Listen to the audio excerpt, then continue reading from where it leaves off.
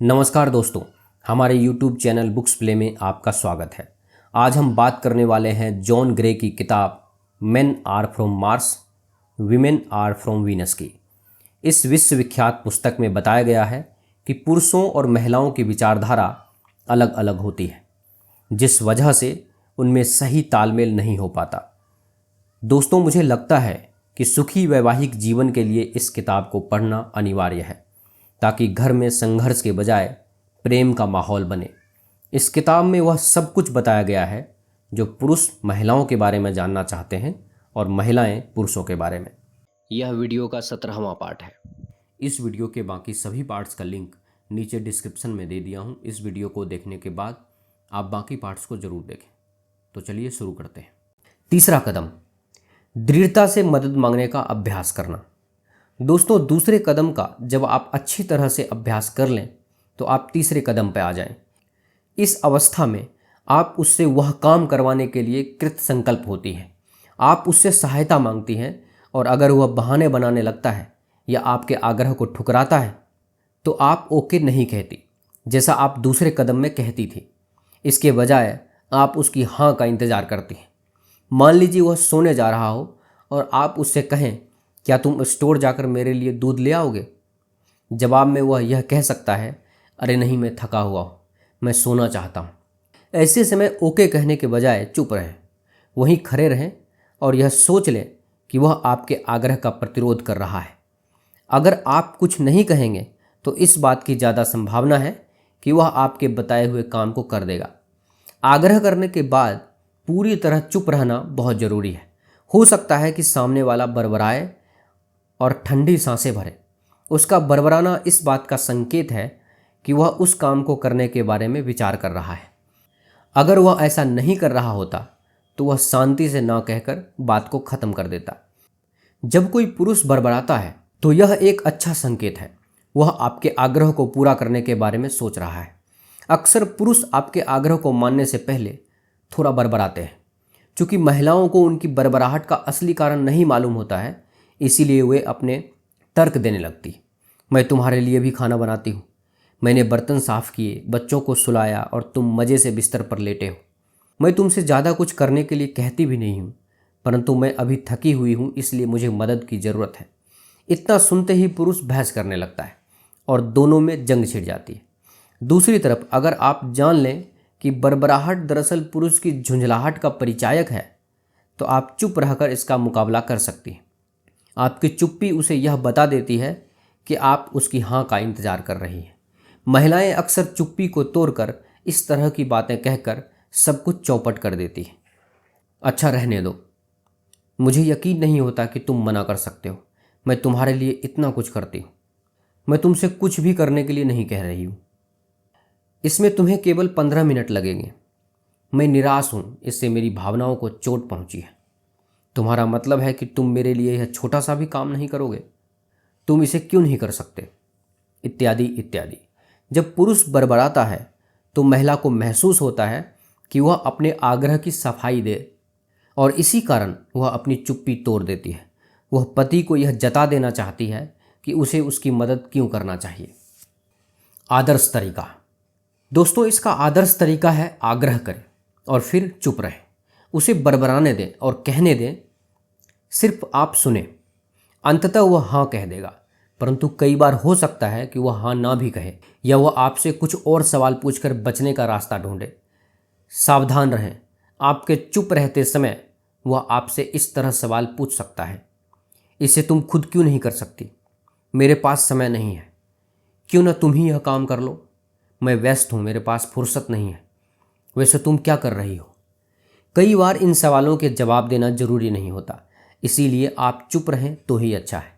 परंतु जब यह स्पष्ट हो जाए कि वह आपसे सचमुच जवाब चाहता है तो आप उसे संक्षेप में जवाब दे दें और एक बार फिर अपने आग्रह को दोहरा दें। वैसे तो आमतौर पर पुरुष इतने पर मदद कर ही देता है, परंतु मान लीजिए कि इसके बाद भी वह अड़ जाए तो बहस ना करें, बल्कि उसके इनकार को सद्भावनापूर्वक स्वीकार कर लें, जैसा आप दूसरे कदम में करती थी। यह वक्त नहीं है कि आप उसे अपनी निराशा के बारे में बताएं। आप अगर इस बारे में उसे सज़ा नहीं देंगी या उससे बहस नहीं करेंगी तो अगली बार वह आपकी मदद करने के लिए ज़्यादा उत्सुक रहेगा।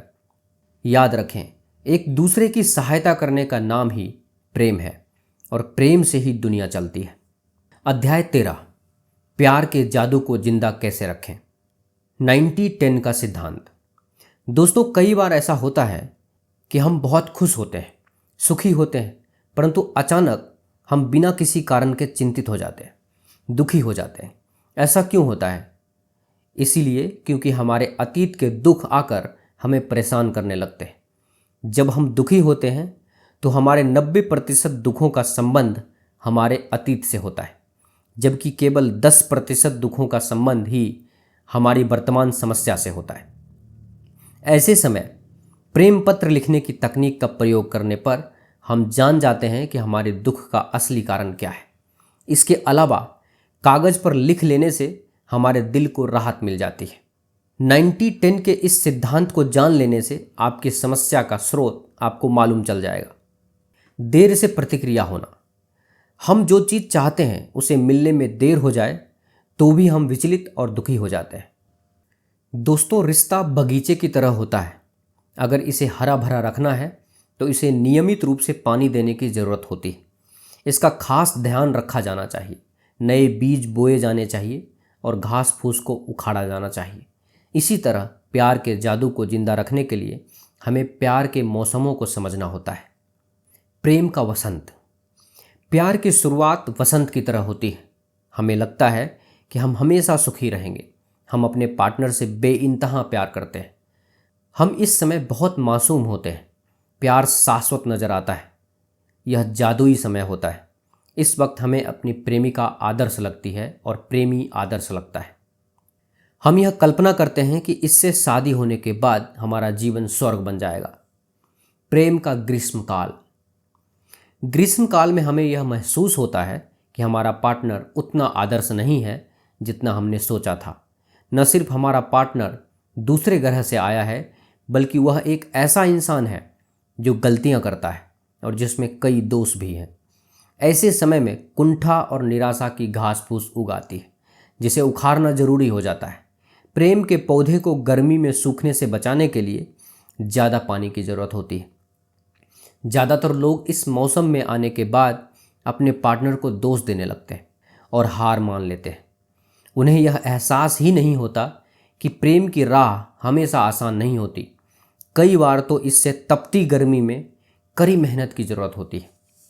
गर्मी के इस मौसम में हमें अपने पार्टनर की ज़रूरतों को पूरा करने के लिए सजग होना पड़ता है और हमें जितना प्यार चाहिए उतने प्यार का आग्रह करना पड़ता है।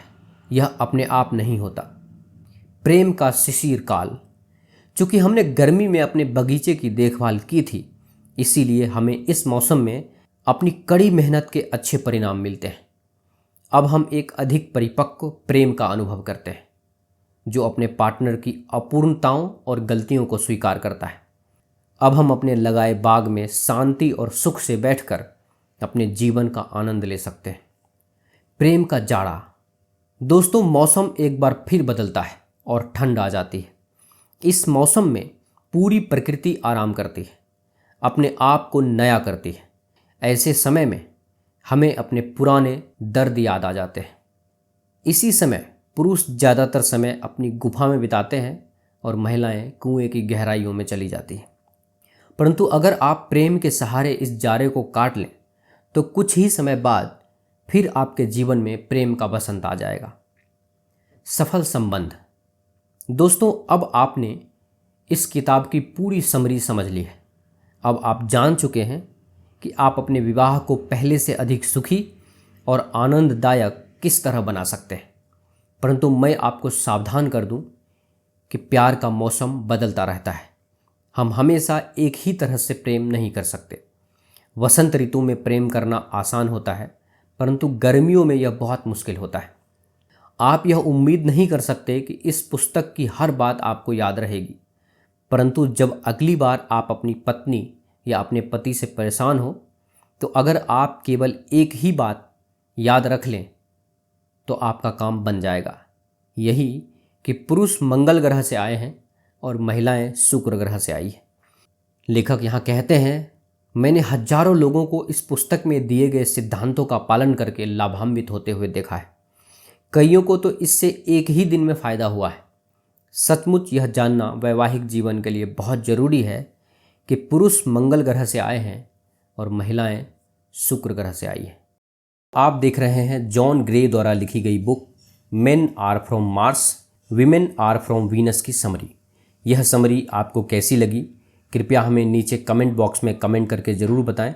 अगर आपको यह समरी अच्छा लगा हो तो इसे अपने फ्रेंड्स और फैमिली के साथ अवश्य शेयर करें और हमारे लेटेस्ट वीडियो को देखने के लिए हमारे YouTube चैनल बुक्स प्ले को सब्सक्राइब करें। धन्यवाद।